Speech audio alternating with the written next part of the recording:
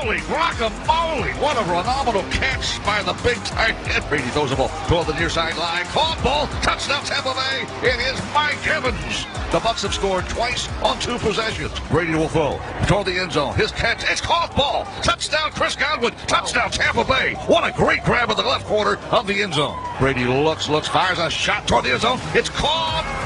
Touchdown Tampa Bay. That win over the Lions clinched the Bucs' first playoff berth in 13 years. Their head coach joins us right now. He has nearly 3 decades of coaching experience and has the magic touch when it comes to quarterbacks. He's one of the coolest coaches. He's an absolute legend, knows his stuff, and an even better man. Please welcome head coach of the playoff-bound Tampa Bay Buccaneers and friend of the show, Mr. Bruce Arians. What's up, Coach? How you doing? I'm doing great, guys. Hope everyone's having a great morning. Yeah, appreciate it. It's even better now that we're having you. Now, when you guys signed Brady, there were a lot of people that immediately expected you guys to go straight to the Super Bowl. And there were some people that said, you know what, it's not going to work. Brady's too old. It's Tampa Bay. Forget about what's in the script. I want to ask you, player to coach, did you go in telling your team, we are good enough to win a Super Bowl and it's Super Bowl or bust? Or were you one of those coaches that said, hey, it's one day at a time. Let's figure it out as we go? No, it's Super Bowl or bust. That's the goal every year. And you can't get to the Super Bowl if you don't get in the playoffs. So getting into the playoffs was huge for us. And it's been a fun year. There's a lot of football left, and we're really excited to be playing. We're really excited to watch you, Coach. We've talked about this before. You've coached the who's who of the best quarterbacks of this era, and Manning and Roethlisberger, Palmer and Luck. And now it's Brady. I wonder, Coach, what have you learned this year from coaching Tom Brady, both on and off the field? It's been a joy. I mean, it's been awesome. The biggest thing, I didn't know that Tom took so much time with young players and coached them. It's one thing for me to say, hey, come on, you're coming out of your break, your arms aren't pumping. And they said, sure. Then Tom says, and they go, oh, really? And they do it. So it's like, appreciate you, brother. It's like having another coach on the field, that's for sure. And the one thing that we've learned is that no matter what the scoreboard says, we're going to have a chance to win the ball game.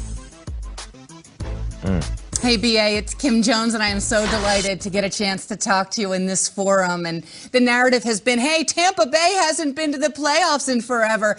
But you've got some guys, not just Brady, but obviously Rob Gronkowski, and a player for whom I think you and I share a mutual respect, and that's Jason Pierre-Paul. They've all been there, done that, and they can be leaders for you. How much will you rely on them as you embark on these playoffs?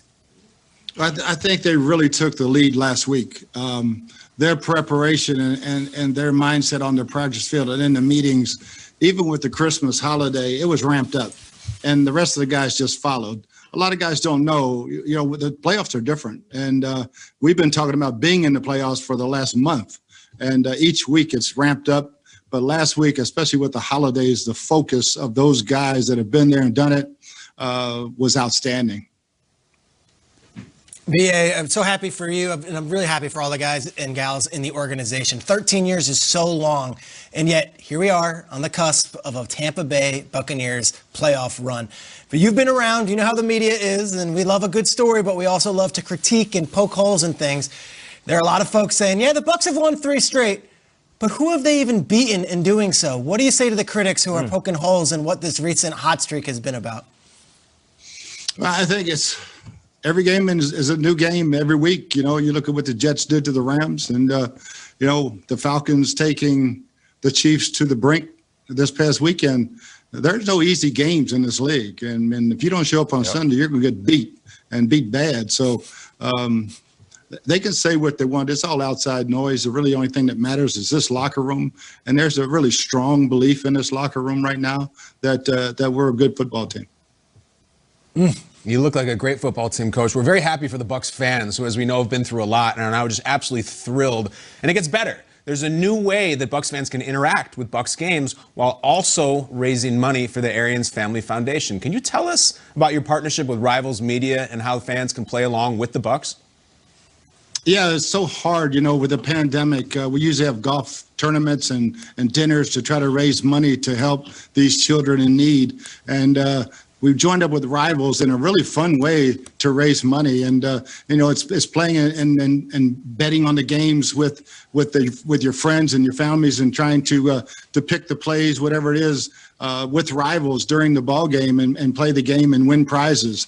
And so far, it's been fantastic partnership. We couldn't be more than thrilled that the Rivals joined with the Arians Family Foundation to try to help these children in need.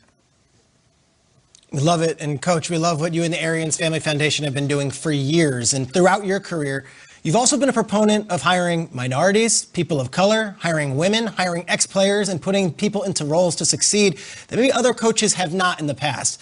As plenty of staffs are going to be worked and reworked in the next couple of days around the league, what would your message be to head coaches looking to build a staff, to owners looking to hire a head coach, or just people around the league who are trying to fill out coaching staffs amongst the 32 teams, and maybe some of them as early as next Monday? Yeah, I think just diversity on your staff is huge.